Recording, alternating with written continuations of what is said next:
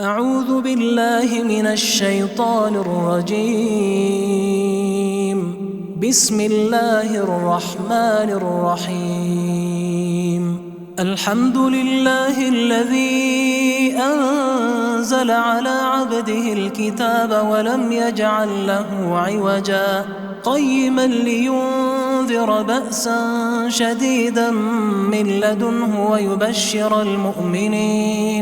ويبشر المؤمنين الذين يعملون الصالحات أن لهم أجرا حسنا ماكثين فيه أبدا وينذر الذين قالوا اتخذ الله ولدا ما لهم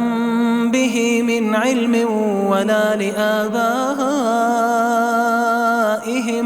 كبرت كلمة تخرج من أفواههم إن يقولون إلا كذبا فلعلك باخع نفسك على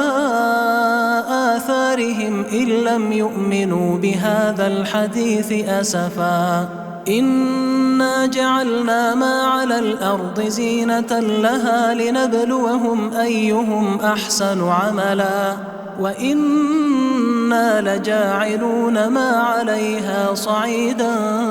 جرزا أم حسبت أن أصحاب الكهف والرقيم كانوا من آياتنا عجبا إذ أوى الفتية إلى الكهف فقالوا ربنا آتنا من لدنك رحمة وهيئ لنا من أمرنا رشدا فضربنا على آذانهم في الكهف سنين عددا ثم بعثناهم لنعلم أي الحزبين أحصى لما لبثوا أمدا نحن نقص عليك نبأهم بالحق إنهم فتية آمنوا بربهم وزدناهم هدى وربطنا على قلوبهم إذ قاموا فقالوا ربنا رب السماوات والأرض لن ندعو من دونه إلها لقد قلنا إذا شططا هؤلاء قومنا اتخذوا من دونه آلهة لولا يأتون عليهم بسلطان بين فمن أظلم ممن افترى على الله كذبا وإذ اعتزلتموهم وما يعبدون إلا الله فأووا إلى الكهف ينشر لكم ربكم من رحمته ويهيئ لكم من أمركم مرفقا وترى الشمس إذا طلعت تزاور عن كهفهم ذات اليمين وإذا غربت تقرضهم ذات الشمال وهم في فجوة منه ذلك من آيات الله من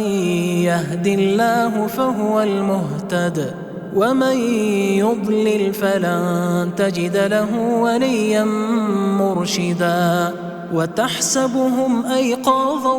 وهم رقود ونقلبهم ذات اليمين وذات الشمال وكلبهم باسط ذراعيه بالوصيد لو اطلعت عليهم لوليت منهم فرارا ولملئت منهم رعبا وكذلك بعثناهم ليتساءلوا بينهم قال قائل منهم كم لبثتم قالوا لبثنا يوما أو بعض يوم قالوا ربكم أعلم بما لبثتم فابعثوا أحدكم بورقكم هذه إلى المدينة فلينظر أيها أزكى طعاما فلينظر أيها أزكى طعاما فليأتكم برزق منه وليتلطف ولا يشعرن بكم أحدا إنهم إن يظهروا عليكم يرجموكم أو يعيدوكم في ملتهم ولن تفلحوا إذا أبدا وكذلك أعثرنا عليهم ليعلموا أن وعد الله حق وأن الساعة لا ريب فيها إذ يتنازعون بينهم أمرهم فقالوا ابنوا عليهم بنيانا ربهم أعلم بهم قال الذين غلبوا على أمرهم لنتخذن عليهم مسجدا سيقولون ثلاثة رابعهم كلبهم ويقولون خمسة سادسهم كلبهم رجما بالغيب ويقولون سبعة وثامنهم كلبهم قل ربي أعلم بعدتهم ما يعلمهم إلا قليل فلا تمار فيهم إلا مراء ظاهرا ولا تستفت فيهم منهم أحدا ولا تقولن لشيء إني فاعل ذلك غدا إلا أن يشاء الله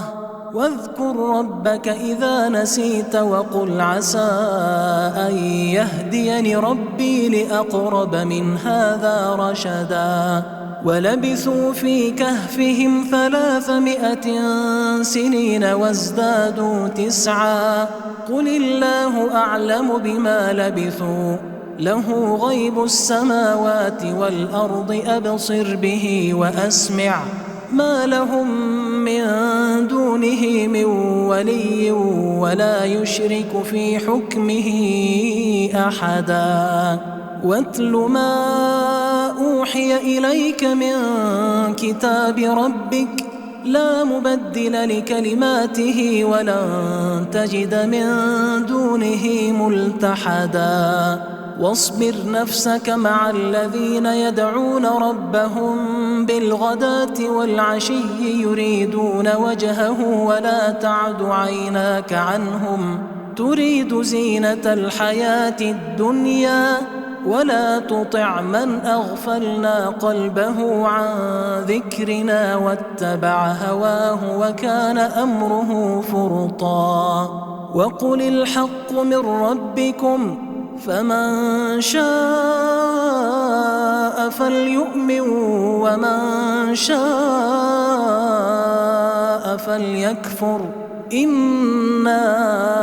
أعتدنا للظالمين نارا أحاط بهم سرادقها وإن يستغيثوا يغاثوا بماء كالمهل يشوي الوجوه بئس الشراب وساءت مرتفقا إن الذين آمنوا وعملوا الصالحات إنا لا نضيع أجر من أحسن عملا أولئك لهم جنات عدن تجري من تحتهم الأنهار يحلون فيها من أساور من ذهب ويلبسون ثيابا خضرا من سندس واستبرق متكئين فيها على الأرائك نعم الثواب وحسنت مرتفقا واضرب لهم مثل الرجلين جعلنا لأحدهما جنتين من أعناب وحففناهما بنخل وجعلنا بينهما زرعا كلتا الجنتين آتت أكلها ولم تظلم منه شيئا وفجرنا خلالهما نهرا وكان له ثمر فقال لصاحبه وهو يحاوره أنا أكثر منك مالا وأعز نفرا ودخل جنته وهو ظالم لنفسه قال ما أظن أن تبيد هذه أبدا وما أظن الساعة قائمة ولئن رددت إلى ربي لأجدن خيرا منها منقلبا قال له صاحبه وهو يحاوره أكفرت بالذي خلقك من تراب ثم من نطفة ثم سواك رجلا لكن هو الله ربي ولا أشرك بربي أحدا ولولا إذ دخلت جنتك قلت ما شاء الله لا قوة إلا بالله إن ترني أنا أقل منك مالا وولدا فعسى ربي أن يؤتيني خيرا من جنتك ويرسل عليها حسبانا من السماء فتصبح صعيدا زلقا أو يصبح ماؤها غورا فلن تستطيع له طلبا وأحيط بثمره فأصبح يقلب كفيه على ما أنفق فيها وهي خاوية على عروشها ويقول يا ليتني لم أشرك بربي أحدا ولم تكن له فئة ينصرونه من دون الله وما كان منتصرا هنالك الولاية لله الحق هو خير ثوابا وخير عقبا واضرب لهم مثل الحياة الدنيا كماء إن أنزلناه من السماء فاختلط به نبات الأرض فأصبح هشيما تذروه الرياح وكان الله على كل شيء مقتدرا المال والبنون زينة الحياة الدنيا والباقيات الصالحات خير عند ربك ثوابا وخير أملا ويوم نسير الجبال وترى الأرض بارزة وحشرناهم فلم نغادر منهم أحدا وعرضوا على ربك صفا لقد جئتمونا كما خلقناكم أول مرة بل زعمتم أن لن نجعل لكم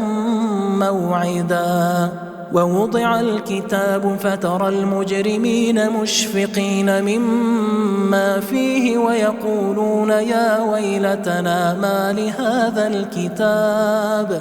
ويقولون يا ويلتنا ما لهذا الكتاب لا يغادر صغيرة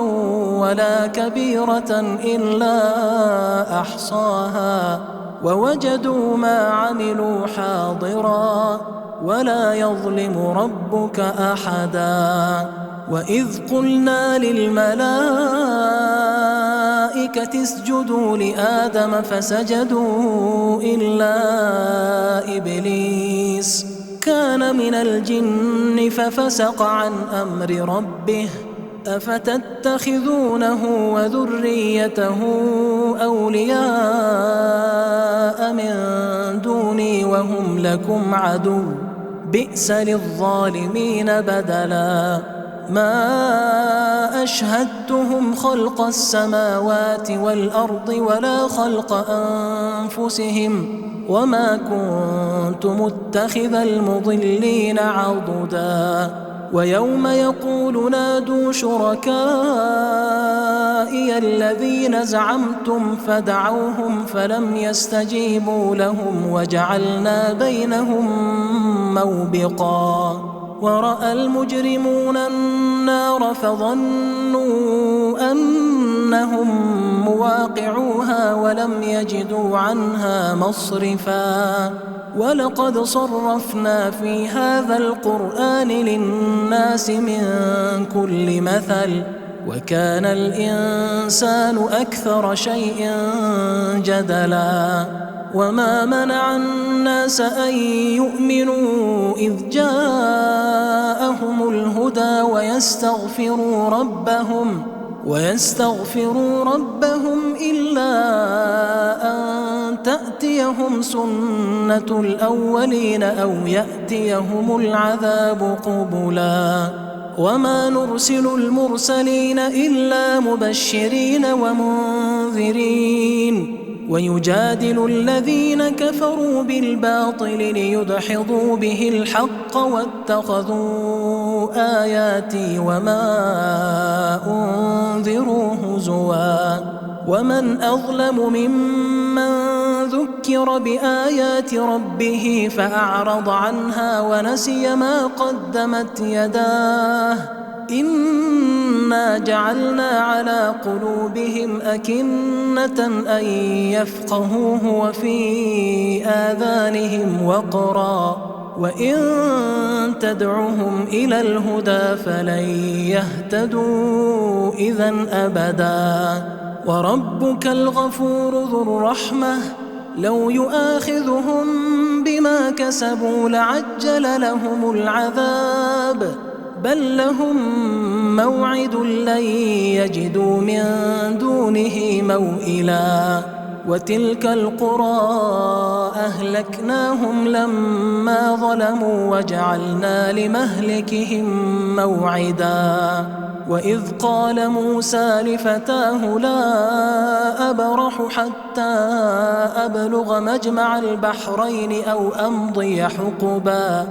فلما بلغا مجمع بينهما نسيا حوتهما فاتخذ سبيله في البحر سربا فلما جاوزا قال لفتاه آتنا غداءنا لقد لقينا من سفرنا هذا نصبا قال أرأيت إذ أوينا إلى الصخرة فإني نسيت الحوت وما أنسانيه إلا الشيطان أن أذكره واتخذ سبيله في البحر عجبا قال ذلك ما كنا نبغي فارتدا على آثارهما قصصا فوجدا عبدا من عبادنا آتيناه رحمة من عندنا وعلمناه من لدنا علما قال له موسى هل أتبعك على أن تعلمني مما علمت رشدا قال إنك لن تستطيع معي صبرا وكيف تصبر على ما لم تحط به خبرا قال ستجدني إن شاء الله صابرا ولا أعصي لك أمرا قال فإن اتبعتني فلا تسألني عن شيء حتى أحدث لك منه ذكرا فانطلقا حتى إذا ركبا في السفينة خرقها قال أخرقتها لتغرق أهلها لقد جئت شيئا إمرا قال ألم أقل إنك لن تستطيع معي صبرا قال لا تؤاخذني بما نسيت ولا ترهقني من أمري عسرا فانطلقا حتى إذا لقيا غلاما فقتله قال أقتلت نفسا زكية بغير نفس لقد جئت شيئا نكرا. قال ألم أقل لك إنك لن تستطيع معي صبرا. قال إن سألتك عن شيء بعدها فلا تصاحبني قد بلغت من لدني عذرا. فانطلقا حتى إذا أتيا أهل قرية استطعما أهلها فأبوا أن يضيفوهما فوجدا فيها جدارا يريد أن ينقض فأقامه.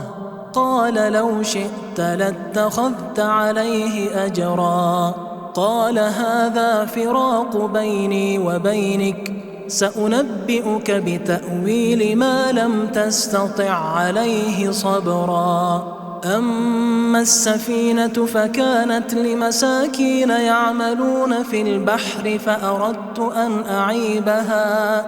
فأردت أن أعيبها وكان وراءهم ملك يأخذ كل سفينة غصبا. وأما الغلام فكان أبواه مؤمنين فخشينا أن يرهقهما طغيانا وكفرا فأردنا أن يبدلهما ربهما خيرا منه زكاة وأقرب رحما. وأما الجدار فكان لغلامين يتيمين في المدينة وكان تحته كنز لهما وكان أبوهما صالحا فأراد ربك أن يبلغا أشدهما ويستخرجا كنزهما رحمة من ربك وما فعلته عن أمري ذلك تأويل ما لم تسطع عليه صبرا. ويسألونك عن ذي القرنين قل سأتلو عليكم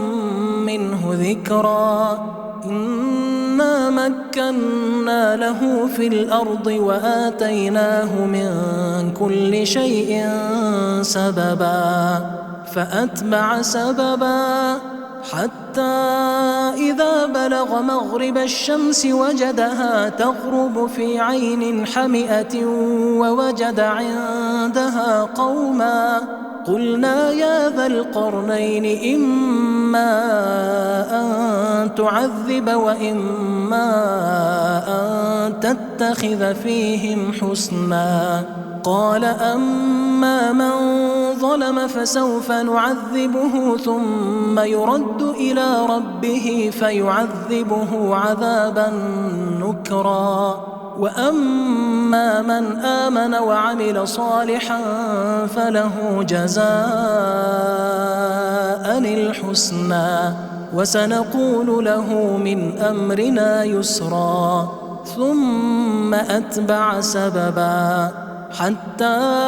إذا بلغ مطلع الشمس وجدها تطلع على قوم لم نجعل لهم من